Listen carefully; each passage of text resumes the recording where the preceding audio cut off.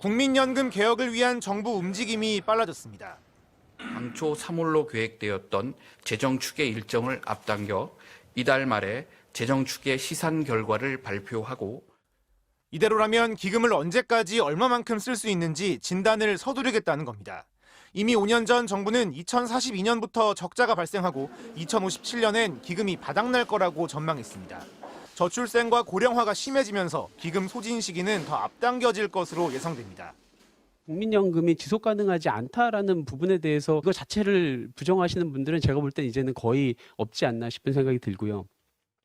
현재 국민연금 보험료율은 근로사업소득의 9%, OECD 평균 18.2%의 절반도 안 되는데 1998년 이후 바뀐 적이 없습니다. 보험료율 인상은 불가피해 보입니다. 지난 3일 국회 연금개혁특위 자문위원회가 제시한 방향도 보험료율 인상을 전제로 했습니다. 급여 수준을 그대로 두되 보험료를 인상하자라는 걸 강조하는 측과 소득 대체율을 인상하고 그에 맞는 보험료율을 인상하자는 그 두 가지 중심적인 그 주장들이 있는데 저희들이 좀 더 논의를 거친 한 이후에 연금을 받는 시기도 늦추는 방안이 논의되고 있습니다. 문제는 세대에 따라 이해관계가 크게 엇갈린다는 겁니다. 보험료를 올리면 젊은 세대의 반발이 예상되고 사실 60대가 되게 멀게 느껴지잖아요. 이게 받을지 말지 불투명한 상황에서 뭔가 더 늘리겠다 이러는 거는 정년이 60세인 걸 감안하면 수급 시점을 미루는 것도 한계가 있습니다. 정년 퇴직하고 수급할 때까지 그 기간 동안 소득이나 생계가 좀 막연하니까 정부는 인구가 많은 베이비 부머 세대가 본격적으로 국민연금을 받기 전에 서둘러 개혁을 끝내야 한다는 입장입니다. 국회에서 이달 말 개편 초안이 마련되면 본격적인 논의가 시작될 전망입니다. MBC 뉴스 이준범입니다. 프랑스 정부가 늦게 내고 늦게 받는 연금 개혁안을 내놨습니다. 연금 수령 연령을 올해 9월부터 매년 3개월씩 연장해 2030년에는 64세로 맞추고 그때까지는 연금을 계속 걷겠다는 겁니다. Enfin, et c'est un élément majeur dans un moment d'incertitude, nous présentons un projet qui garantit l'équilibre de notre système en 2030. 그 대신 정년 또한 64세로 연장하고 최저연금도 기존 130만 원에서 160만 원 수준까지 올리기로 했습니다. 프랑스가 연금 개혁에 나선 이유는 우리나라와 비슷합니다. 인구 절벽으로 인해 이대로 가면 향후 10년 동안 매년 100억 유로, 13조의 재정 적자가 예상되기 때문입니다.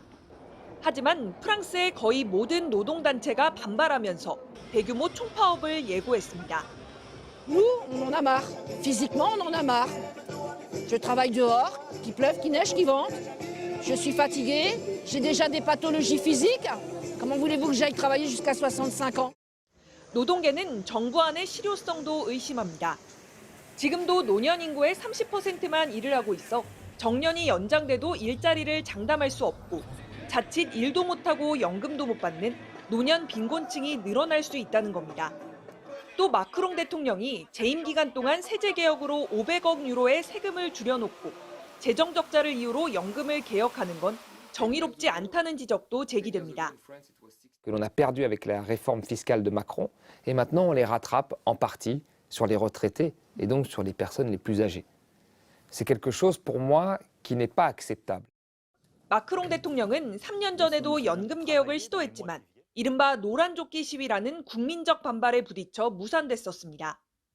첫 번째 임기 때 실패하고 또다시 연금 개혁 카드를 꺼내든 마크롱 대통령은 이번엔 2월 초 국회 논의를 거쳐 9월부터 개혁안을 시행한다는 계획입니다. 하지만 이번에도 노동계와 야당의 반발이 거세 개혁안이 성공할 수 있을지는 미지수입니다. 파리에서 MBC 뉴스 조명아입니다. 파리를 비롯한 프랑스 전역에서 더 늦게까지 일하는 연금 개혁에 반대하는 노동자들의 대규모 집회가 열렸습니다. 프랑스 8개 노조가 모두 총파업을 선언해 지하철과 학교, 공항까지 멈췄습니다. 파리에서 조명아 특파원입니다. 깃발과 피켓을 든 시위대가 파리 리퍼블릭 광장을 가득 메웠습니다. 피켓에는 연금 납부 기간 연장 반대, 64세까지 일할 수 없다는 내용이 적혀 있습니다. 지난 10일 마크롱 정부가 발표한 연금 개혁안에 반대하며 총파업에 나선 겁니다. On travaille trop déjà. Il y a des gens qui commencent à travailler à 15 ans. Je veux pas travailler plus. 정부안은 연금 수령 시작 나이를 2030년까지 62세에서 64세로 연장하고 연금 100%를 받기 위한 기여 기간을 42년에서 43년으로 1년 늘리는 시점도 2035년에서 2027년으로 앞당기는 게 골자입니다. Et donc non seulement on leur fait perdre du salaire, mais en plus on leur dit qu'il va falloir travailler plus. Ça n'est pas acceptable. 노동조합 대표들은 부자 증세 등 다른 재원 조달 방식이 있지만 정부가 노령 노동자들에게 부담을 주는 방식으로 개혁안을 냈다며 즉각적인 철회를 촉구했습니다. n'a pas le choix que d'entendre que cette réforme est rejetée aujourd'hui par le monde du travail. J'espère que le gouvernement va regarder ce qui se passe aujourd'hui, va regarder les chiffres de mobilisation. 대학생들도 노동기간 연장이 젊은 세대의 취업에도 영향을 줄 수 있다며 반대 목소리를 냈습니다. Qui concerne aussi directement la jeunesse parce que ça va repousser aussi notre accès à un premier emploi. Donc on est là pour faire en sorte que Macron retire son projet de loi. 이번 집회에는 프랑스 내 8개 노동조합이 모두 참여했습니다. 만일의 사태에 대비해 경찰 병력 만여 명이 프랑스 전역에 동원됐습니다. 이날 총파업으로 파리 지하철은 무인선인 1호선과 14호선을 제외하고 대부분 운행에 차질을 빚었습니다. 떼제베와 유로스타 등 철도도 감축 운영됐고 오를리 공항에선 항공편이 20%만 운영됐습니다. 보육, 초등교사들도 절반 이상 파업에 동참하는 등 프랑스 전역이 멈췄습니다. 노동조합은 이달 31일에도 대규모 총파업을 예고했습니다. 파리에서 MBC 뉴스 조명아입니다.